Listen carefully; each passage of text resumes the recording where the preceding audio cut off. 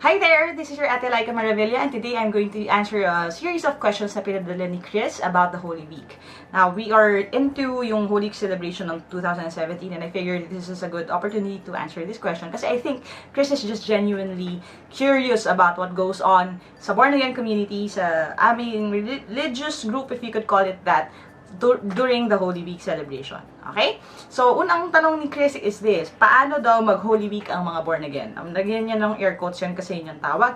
Ang born again kasi na term or Protestants, yun yung talaga yung pinaka-root niya, evangelical Christians. Ako, I'm one of those people. I grew up in a, non-denominational church. Pastor's kid pa nga yung aking shirt.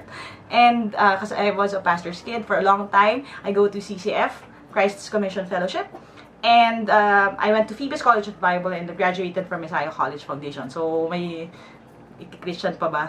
Okay? Yun yung background ko. So, that was how I was raised. And that is also how I choose to believe. Ngayon, when we say born again, yun. And when we say the Holy Week, it's this. Ano ba yung ginagawa daw namin sa Holy Week? Paano namin siya sinispend? Now, actually, it's the same for almost every person in this planet. When it comes to the Holy festivities, people will either, one, go to church events. So, yes, merong mga retreat, merong mga camps, merong mga events, prayer rallies, and everything like that. Depende sa church that you go to, or depende rin sa organization that you go to, or kahit na international or kahit nationwide, you can go and attend those events. So, that is something that we do. I've experienced doing that for some, nung bata pa ako, every Holy Week usually yan merong camp, may youth camp, or at least overnight. So that's what we do. Another alternative would be for you to go out and spend time with your family. And ganoon naman talaga lahat, kaya nga halos lahat ng tao nasa probinsya ngayon. In fact, kaya ako mag-isa sa kwarto ko ngayon at nakakapag-video is because the rest of my family is gone. Nasa Pampanga sila ngayon to visit relatives. I'm left here kasi may sakit yung aso ko, kaya I have to stay at home. Kasi ako lang nagpapainom ng gamot sa kanya. And if hindi siya may sakit, I probably would be there. So again, spend time with, for fellowship, or with your family, sometimes with your friends. And another thing you could do would be to hang out at home and rest.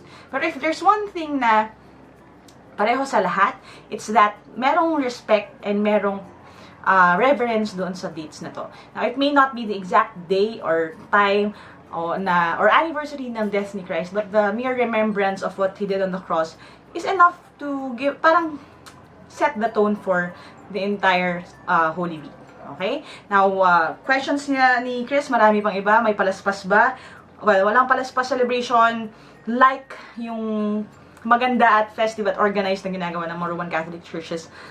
Especially dati, my titas would tell me stories about how they would wake up at the crack of dawn, as in sobrang early morning, to watch yung salubong, to watch yung palaspas para mabasbasan ng parents, stuff like that.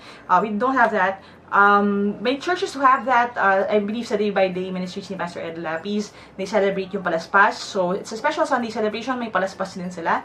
And that's something that they do. But in most churches, walang ganon. Ash Wednesday, we don't do Ash Wednesday. Kaya one of the things na medyo weird when I was growing up, kasi I went to a regular high school, kasi Christian school ako from prep to elementary, tas high school, sa Quezon City Science High School. Pag Ash Wednesday, kitang-kita mo kung sino yung mga hindi Roman Catholic kasi kami lang yung walang cross. So we don't do that. Penitensya, walang penitensya sa born again. That's one of the things na Martin Luther and the rest of the proponents ng Protestantism did away with when they left the Roman Catholic Church. Kasi for those of you who don't know it, dati Roman Catholic sama-sama, and then ang mga born again were born out of yung pag-alis nila Martin Luther, Calvin, and everyone else from the Roman Catholic Church. So, when they left, inaiwan yung mga traditions like that, like penitensya, like yung penitensya kasi, di ba, yung nagpapapako sa cross or yung self-flagellate to ask for forgiveness of their sins. Sa born again, it's hindi walang ganon. You just ask for forgiveness, you pray. And yun, yung pray ka lang so that God will forgive you. So that's something that we don't do. Bisita iglesia, wala ring bisita iglesia. I think the main reason kung bakit walang bisita iglesia is because we usually go to just one church. Hindi katulad ng Roman Catholic that, di ba, I mean, you can go to Baclaran on Wednesdays, go to this church on St. Jude on Thursdays, yung mga ganun. And my tita always tells me stories about that because when she was younger, that's what they did. But kami, wala. Usually Sundays or Saturdays lang nasa church. And usually pag weekdays din, sarado yung church. And when you go to one church, you stick to your church. For example, I go to CCF Fairview. I used to go to CCF Commonwealth, but nung nagkaroon CCF Fairview, I brought my family there. So, doon kami every Sunday. So, walang paglipat-lipat ng churches, kaya wala ring bisita iglesia. So, we also don't believe sa wish na if you do this, you'll be granted a wish. Hindi masyadong, wala masyado ng mga traditions or mga ganon. Pabasa, wala ring pabasa. Sad yan kasi nung bata ako, yung house dito sa amin, may pabasa yan dati. And I've always enjoyed yung tunog ng pabasa. Ewan ko ba, maybe I was an odd kid. Pero I like hearing yung stories in song. I like the oral tradition. And nakakatawa rin kasi ang creative ng iba doon sa tono nung pabasa. So it's something that I used to enjoy. Lalo na pag umuwi kami ng Pampanga, kasi sa Pampanga may pune, yung pune na tinatawag. Yun yung mga bawat purok may pabasa. And we used to go there mga pagpipinsan to listen. And mag-work kasi yung iba-ibang mga tono ng mga nagbabasa. Iba-ibang speed. Okay? And just yung entire community ng tradition na yun. But sa born again, walang ganun sa mga churches usually. There are a few na meron. Sa Day by Day, again, with Pastor Ed Lapis, they do pabasa. But they don't use the same text. Meron silang sarili nilang text na mas closer dun sa facts of the Bible. Wala masyadong nung names na hindi na-mention sa Bible. In the pabasa, kasi traditional pabasa, there are names. And walang names masyado yan. Kasi sa pabasa ng Roman Catholic, di ba, may names yung magnanakaw, yung sa tabi ni Jesus, may names yung mga tatlong hari, yung mga ganun. Walang ganun. Bawal ang meat. Okay. Actually, hindi bawal ang meat sa amin.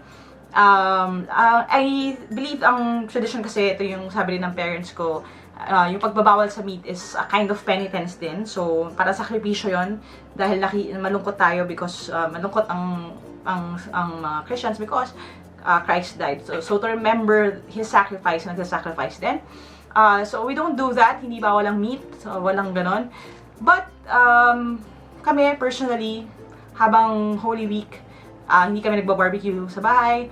Or kami ng friends na Roman Catholic, bilang respect sa kanila, you don't order meat then in front of them or don't eat meat then in front of them. So dito sa bahay, sa loob ng bahay, okay lang. Pero when you go out to eat, iwas-iwas lang din so that you don't offend anyone else or tempt them kasi mamaya naman, di ba?